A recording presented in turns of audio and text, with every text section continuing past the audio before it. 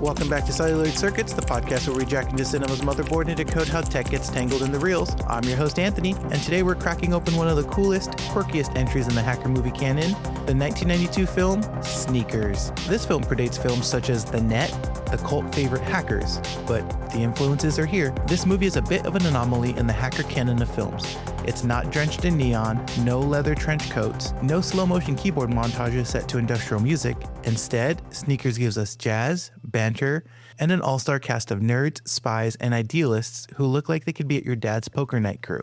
In all fairness, I'm in my mid-30s, and with the exception of River Phoenix, all the actors in this film were older than me when they filmed this. It's kind of like a techie Ocean's 11. At its heart, it's really a heist movie with an emphasis in technology. There's suspense, humor, 2 heists, and of course, technology. As always, spoilers ahead. Let's start with the crew. Robert Redford plays Martin Bishop, a former hacktivist turned penetration tester. Basically someone you pay to legally break into your system. They go about it by exploiting flaws in your security layers before the real hackers find them. Pen testers tend to think like hackers. Some pen testers are even previously turned or flipped hackers. They test defenses and help companies fix the weak spots so that they don't get hit by real attacks. His all-star crew includes Sidney Poitier as Crease, the no-nonsense ex-CIA guy. He's a real by-the-book, get-off-my-lawn type energy, but he channels that into great tactical genius. Then you have Dan Aykroyd as Mother, a conspiracy theorist who is somehow both paranoid, but always right. Then you have David Strathairn as Whistler, a blind audio surveillance expert who puts modern audio engineers to shame. And then, of course, River Phoenix as Carl, the baby of the group, an overenthusiastic hacker with the energy of someone who just discovered Mountain Dew and Unix in the same week. You have Mary McDonnell as Liz, Robert Redford's ex, who is very much the adult in the room. She's smart, grounded, and she really deserves a raise for putting up with these clowns. You have Sir Ben Kingsley, of course, as Cosmo, the antagonist of the film. James Earl Jones also makes a short cameo as Abbott from the NSA as his character, but really this could easily just have been his director Greer from the Jack Ryan films. The dynamic in this film is warm, funny, and let's be honest, surprisingly wholesome for a team of former criminals who now break into banks for fun. So, what's the plot? The team gets blackmailed by some shady government types into stealing a device, a slick little black box that can allegedly decrypt any encrypted message. Government codes, financial systems, global networks. In today's terms, this is basically a universal backdoor, the ultimate zero-day vulnerability, a single point of failure for the entire digital world. But what is it? Simply, it's a brute force machine that's able to crack the encryption of any file passed to it.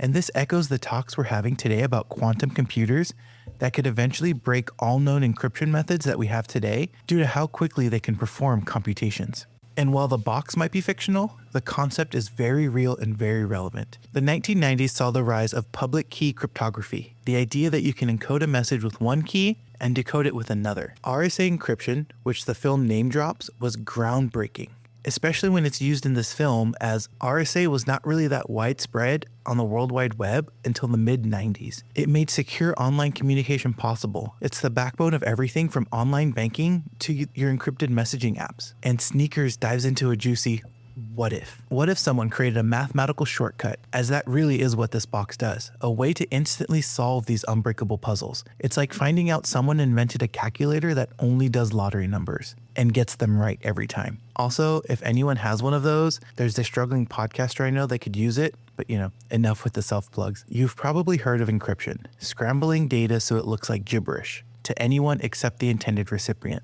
But what makes encryption like RSA so powerful is that it lets 2 people share secrets without ever meeting in person or sharing a password ahead of time. Some of the early uses of cryptography, going all the way back to the Romans, were like a Caesar cipher, where all the letters are shifted a certain way. So the 2 parties would have to communicate ahead of time and say, for this message, shift all the letters forward or backwards 4 times or 1 time, whatever it may be. But the thing is, they both had to be in agreement. So how does RSA accomplish this? Well, imagine you have a mailbox with a tiny slot.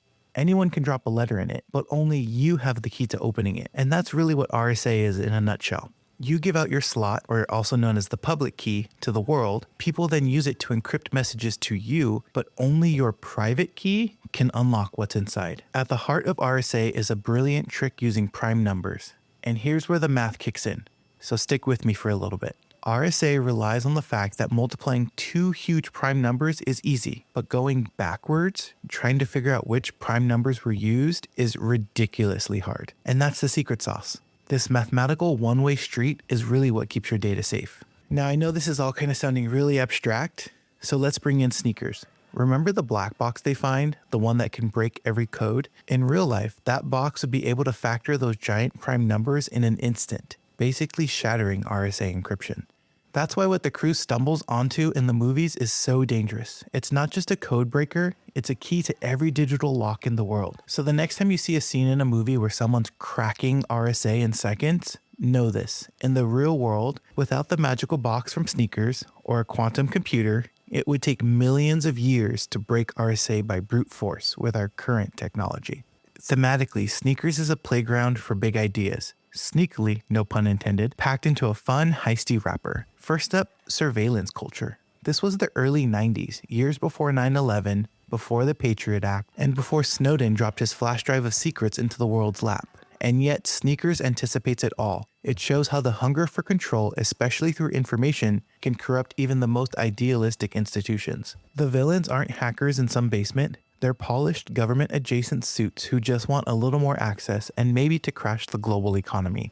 For freedom, of course. Then there's the idea of moral hacking, and nowadays what has taken on the term of white hat hacking. Bishop team wants to use their skills for good. They're literally paid to test systems for vulnerabilities, but even they struggle with the ethics of their work. Is it okay to break the rules if you're doing it for the right reason?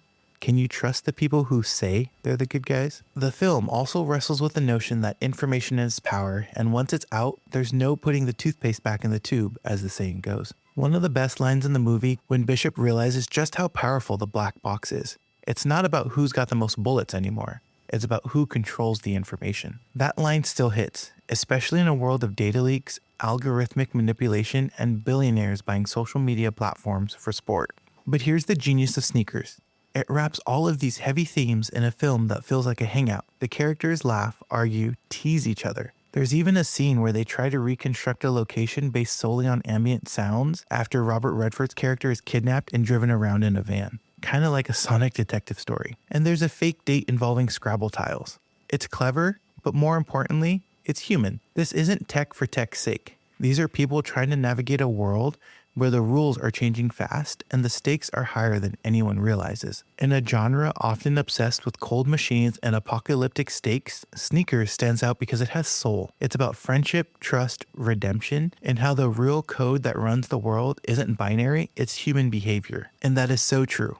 Because if you ask any security expert out there, they will tell you that their weakest link is their users. You can have the greatest, most up-to-date technology, but if you don't train your users on how to spot phishing attempts, bad links, there's so many times in this film where they use social engineering to get what they want. And again, it's all down to human behavior. The film also reminds us that the most dangerous thing you can hack is someone's faith in the system.